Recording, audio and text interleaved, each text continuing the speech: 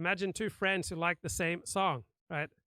They experience cognitive balance because their orientation toward a common subject is the same.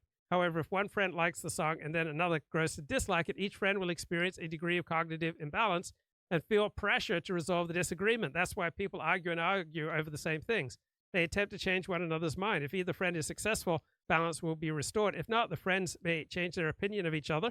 They may have less respect for the other's musical taste. And the more serious the disagreement, the more strain it puts on a relationship. This is from terrific 2015 academic paper by Professor Joshua Bentley, Shifting Identification, a Theory of Apologies and Pseudo-Apologies.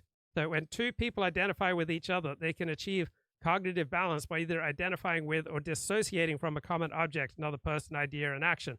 By contrast, when one person seeks to identify with an object and the other person seeks to disassociate from that object, these two people cannot identify with each other without creating imbalance, right? The tension they feel will steadily exert pressure on them to change their identification either with the object or with each other, right? They are thrown out of balance. which is the leading human rights organization inside of Israel.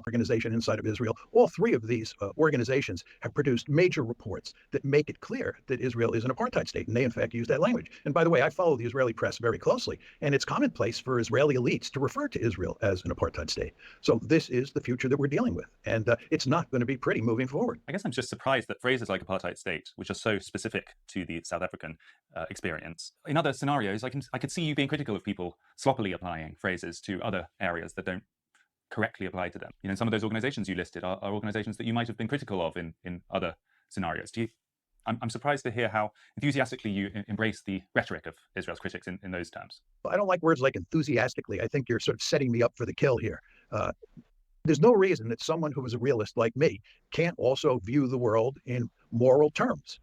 And basically, one can argue, as most realists do, that when there is a clash between realist logic and moral logic, realist logic dominates. But there are all sorts of cases where the realist logic and the moral logic are lined up and they point in the same direction. And there are other cases where realist logic is not at play and you can make a moral case for doing something. And I want to emphasize that in the early 1990s, when the genocide took place in Rwanda, I fully supported American intervention for moral reasons.